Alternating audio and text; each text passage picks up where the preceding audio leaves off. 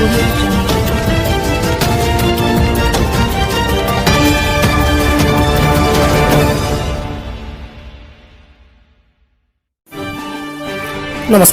तपस्या खबर को स्वागत। आज जून 5 विश्व परिवेश दिवस। परिवेश सुरक्षा प्रति मनीष अत्यंत आवश्यक, कारण परिवेश सहित मनीष समाज जमी गोटे मुद्रार दुईटी पार्श्व सदृश। जदि परिवेश न था मनीष बंचापी कष्टसाध्य हो पड़ता। से मनीष सब परिवेश को सफा सुतरा रखा सहित परिवेश प्रति नियम को पालन करने उचित। यही कथा को लक्ष्य कर कोठार वृक्षरोपण कार्यक्रम देखा मिली।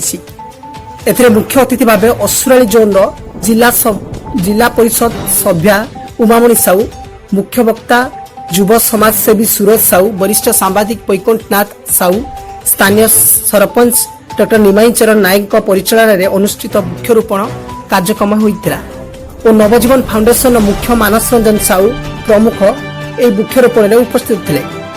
धामनगर सौम्यरंजन महापात्र रिपोर्ट, तपस्या खबर। नमस्कार।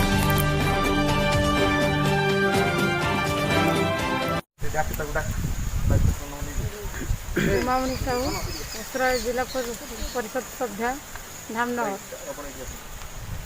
प्रथम आज विश्व परिवेश दिवस समस्त शुभेच्छा शुभकामना जनाऊँगी। आज जो प्रकृति मार वृक्ष आज क्षय हो जाऊँगी, प्रकृति मार नष्ट होगा बसी आम बचा कहले आगे नवा कहले आम आज युवपीढ़ी माँ को आम किभली बचाई रखा प्रयास करवा और आगू को आम किभली आमर समस्ते मिसी वृक्ष प्रकृति माहर आम रक्षाबक्षण कर व्यवस्था आम करवा। आज जो आम पाने नव फाउंडेशन पिला आगू नहीं प्रथम मोर कृतज्ञता जनाऊँगी। समस्त मोर धन्यवाद। जो नवजीवन फाउंडेशन द्वारा जो बर्तमान आज विश्व परिवेश दिवस रे बर्तमान वृक्षरोपण करा जाउची, सर मैं आपको पचारिया चाहूँगी ए विषय आप कौन कह बड़ सर्वोदय कथा। आज भली विश्व जैव विविधता क्षेत्र में जो समस्या दे गति कर समस्यार समाधान एक मूल मंत्र है वृक्षरोपण जारी रहा दरकार परिवेश सुरक्षा। धन्यवाद। जय जगन्नाथ।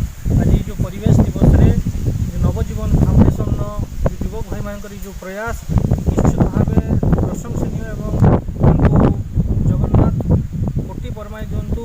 आज भली परिवेश दिवस रे ये जो प्रकार काम से करुँच आज सारा पृथ्वी ध्वंसाभिमुखी कहीं ना समय क्रमे कल कारखाना घर द्वार रास्ता घाट जहाँफल गछ दिन दिन ध्वंस पाइबार लगी एवं वृक्षरोपणटी बर्तमान एक मुख्य मुद्दा पलटि। वृक्षरोपण बहु मात्रा हेले आम परिवेशटी सबुजिमा हेबो एवं सृष्टि रक्षा हो पार। तेणुक नवजीवन फाउंडेशन ये जो कार्यक्रम बहु अंचल करुँच बहुत बहुत धन्यवाद।